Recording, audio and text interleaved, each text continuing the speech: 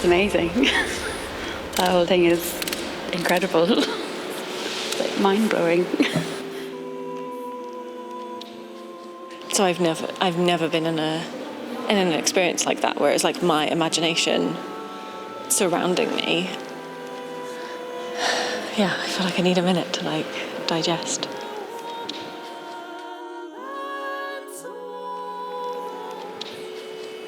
I've never been in a VR which had like a customized story where your own story was put into the experience. The detail in the world that Michel's created, it's just fantastic.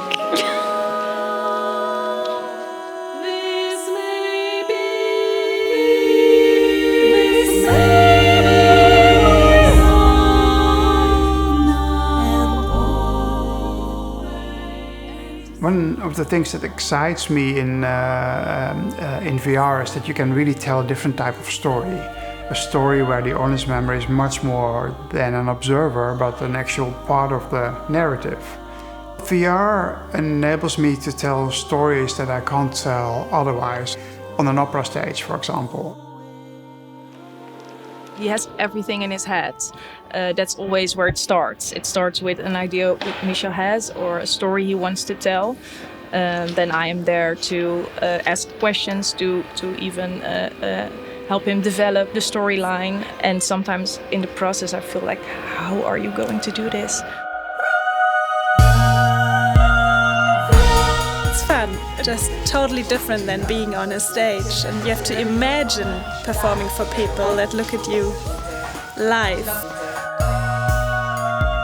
Writing music for VR, it's quite different from writing music for a sort of linear opera. Because in this case, people, depending on the choices they make, will hear different types of music.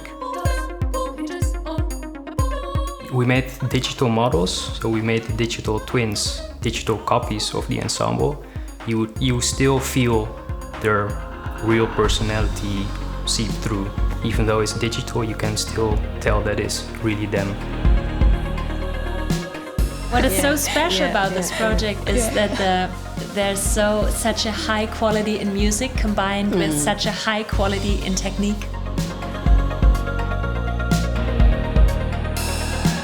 Yeah, and I think the most important thing is that the music is not only heard but also seen, because the singers react to where you are, so the voices are connected to their digital twins, so you really feel like you're in between these 6 performers. It's very immersive in terms of an audio perspective as well. So in total, the whole project took about a year of work of the whole team. I think the way we're incorporating music with a VR experience, I think we do it in a way that not a lot of people have seen before. I didn't realize how much music and sound is part of it, like can give you a much more intense experience. There are moments where I'm just working on it and then I hear a certain part and I just get goosebumps. So, and I'm working on the project, so let alone you start in the experience fresh. Because of the choices that an audience member makes beforehand, each piece will be tailored to the person going through. There is an onboarding where you tell certain things, what makes the experience really personal.